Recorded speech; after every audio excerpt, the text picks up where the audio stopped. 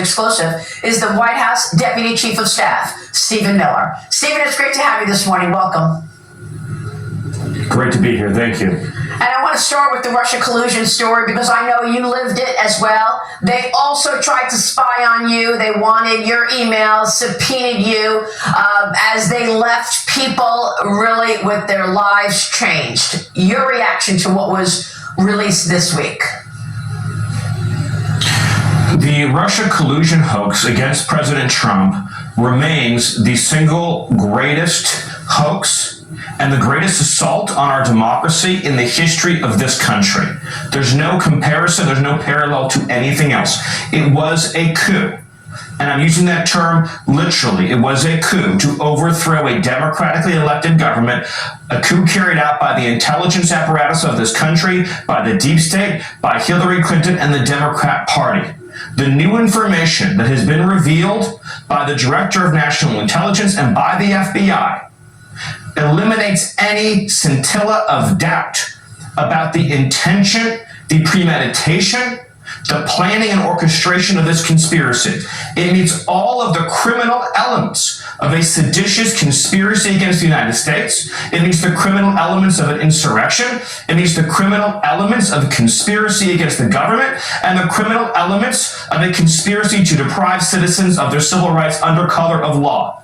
One egregious felony after another. And because it is a conspiracy, as demonstrated by the forethought of realizing and documenting that they understood that this was fake from the beginning, meeting the mens rea standard in law.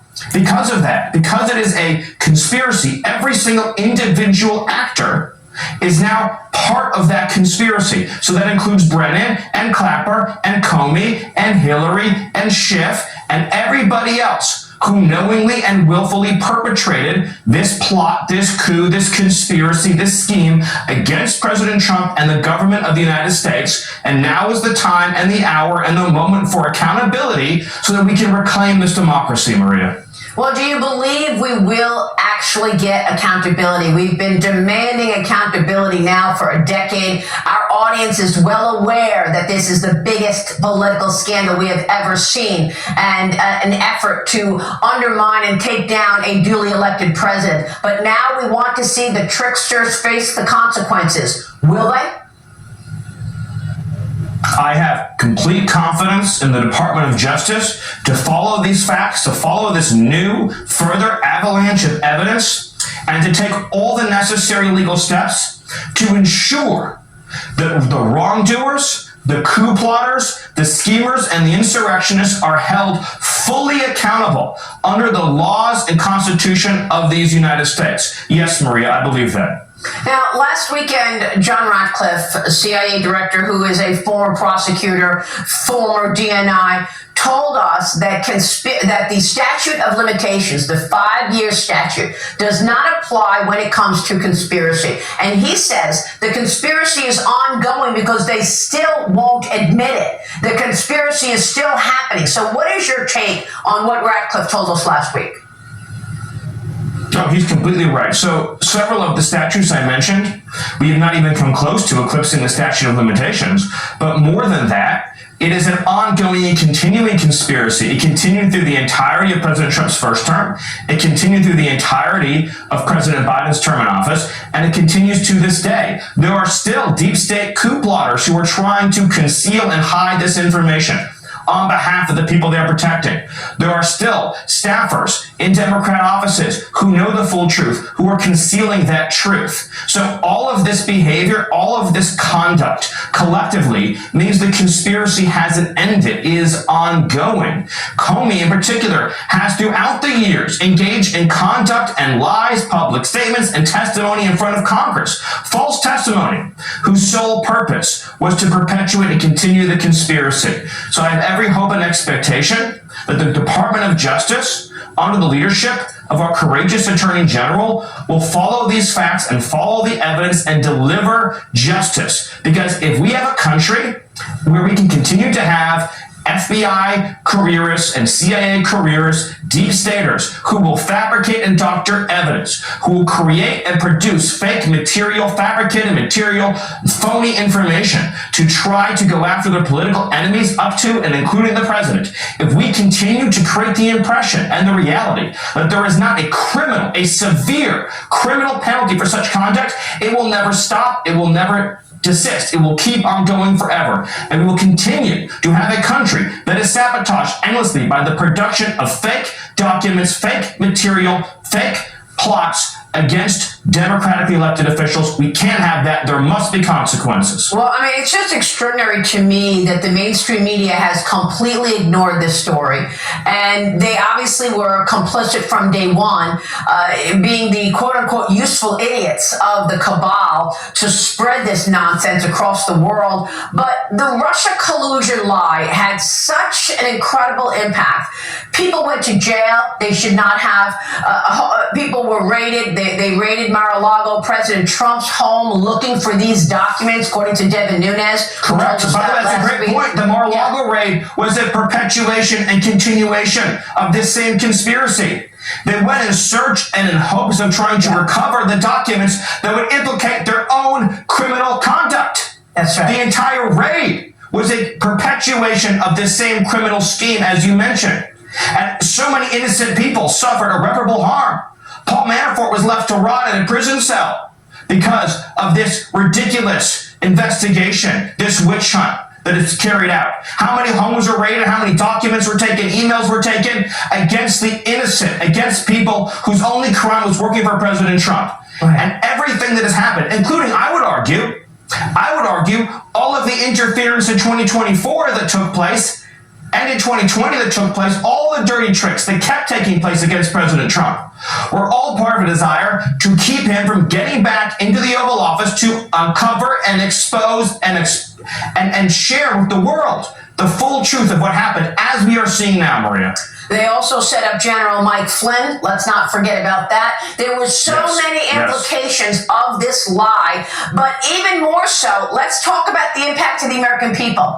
Because while Adam Schiff was going on the Sunday political shows, and he was the chairman of the Intelligence Committee for a time, saying, there's collusion in plain sight. When you have that kind of a title, you're the chairman of the Intelligence Committee, and you say, there's collusion in plain sight, we believe you.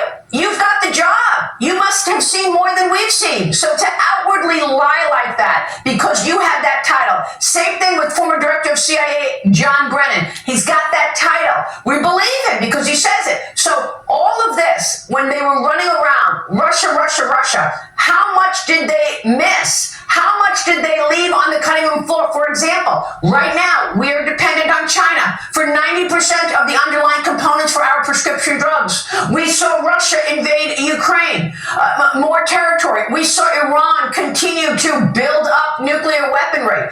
All of the things that actually matter to the American people were not the focus for 10 years. Is incalculable. The cost is incalculable of having the entire security apparatus of this country focusing on the hoax instead of the real national security threats facing America. Right. Lie after lie after lie that was told to the American people, preventing us from actually solving our relationship with Russia, preventing us from actually developing security and independence from all of our adversaries around the world, dealing with these big geopolitical questions. Instead, we were consumed endlessly by the same hoax, the same lie. And the charlatans that engage in this conduct are beneath contempt. They are without dignity, and they are beyond redemption. What they have done, you can't even measure the harm that it inflicted. Stephen, real quick before you go, take us to today, because President Trump has these deadlines underway. He is telling Russia, you've got days that are numbered. August 8th is the deadline to stop this war in Ukraine. What is he going to do in terms of sanctions? Can he actually stop this war? And what about China and a trade deal? Well, Well, so first of all, we've never been in a stronger place economically than we are right now. Not only because the president passed the largest ever tax cut and relief in American history, not only because he's opened up American energy to a degree never seen before, eliminated all of the wasteful regulations, straining our economy, but because he has used trade to strengthen instead of weaken America. The trade deal with the EU, the trade deal with Japan, the trade deal with Korea. Yep. The tariff revenue that is reducing our deficit. So now we're in a position of economic strength to deal with Russia and to deal with this war that he inherited from Joe Biden, who is responsible for this travesty. The whole Democrat Party is responsible for this travesty in Europe. So what he said very clearly is that it is not acceptable for India to continue financing this war by purchasing the oil from Russia. People will be shocked to learn that India is basically tied with China in purchasing Russian oil. That's an astonishing fact. India portrays itself as being one of our closest friends in the world, but they don't accept our products. They impose massive tariffs on us. We also know they engage in a lot of cheating on immigration policies that is very harmful to American workers. And of course, we see again the purchasing of oil. So President Trump, he wants a tremendous relationship and has had always a tremendous relationship with India and the Prime Minister.